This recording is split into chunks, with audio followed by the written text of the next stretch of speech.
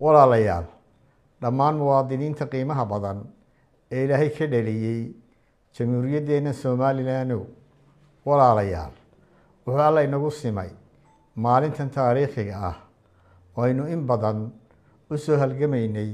suurtagalnimadeeda si aynu xaqeena dastuuriga ah u gudano go'aanka aynu gaadhno Arbacada berri 13 November waxa uu jaangoynaya mustaqbalkeena iyo mustaqbalka ubadkeena walaalayaal doorashadan isku sidkani waa doorasho aad u muhiim ah waxa la kala dooranayaa maaha laba ama saddex nin balse waa kala doorashada badbaadada qaranka iyo ku sii nagaashiyaha dib u dhaca boobka xatooyada iyo ku tagrifalka awoodaha qaranka sidaa awgeed waa inaynu xooga saarno inay guuleystaan xoogaga isbedel doonka oo dhammi codkiina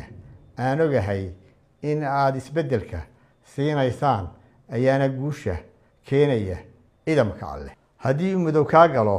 calaamadinta lambarka koowaad oo ah aniga oo musharaxa isbedel doonka hogaaminaya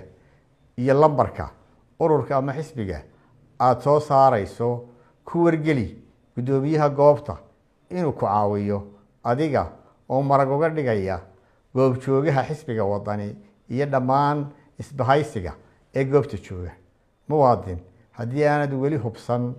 inay ku saxan tahay halka aad ka codaynaysaa fadlan imaka hubi lambarka telefoonka ee komishanka doorashooyinka oo ah 318 haddii aanad garanayn caawimo weydiiso qofka kuugu dhow ee fahamsan ee halkaaga ah walaalayaal waxaan idinkula dardaarmayaa inaynu wadajir ugu soo baxno rumaynta wacadka aynu dadka iyo dalka u qaadnay ee ahaa inaynu Alle la kaashano isbedel khayr qaba waxaan ogahay caqabadaha jira laakiin waxa kale oo ogahay in awoodda doonisteena aynu kaga gudbi karno caqabadahaas walaalayaal gool hore tag goobta codbixinta ehelkaaga asxaabtaada dariskaaga iyo cid kasta oo kugu dhowna ku baraaruji inaanay dayicin fursadan dhifta ah ee aynu sugaynay muddo gaadhaysa 7 sano waa fursad saacada ah oo aad ku go'aaminayso mustaqbalkaaga iyo mustaqbalka dalkaaga ee sanado badan oo soo socda maanta ka fiirso oo go'aan sax ah qaado waayo qoomamo dambe waxba ma saxdo qoomamana muwaadiniinta ha u ahaato intii hore dardaarankaygu waa safafka si degan u gal iska jir in cid ujeeddo lihi ay idin rabashto si shaqada codbixintu ay dib ugu dhacdo ama sanduuqa la carqaladeeyo ilaali sharciga iyo nabadgelyada fursadaha hore siiya dadka waaweyn iyo dumarka culus ee isxambaarsan safka ha ka bixin saacadaha goobta codbixintu soo dhowdahay si aan lagaga hor istaagin ku soo noqoshada safka shacbigayga reer Somaliland balanteenu waa maalmo yar kadib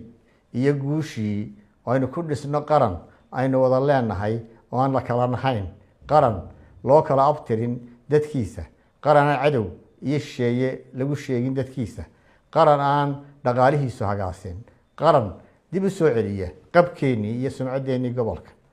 balanteenu waa inoo goobaha codbixinta iyo maalinta guusha ee berri 13 November Somaliland ha guulaysato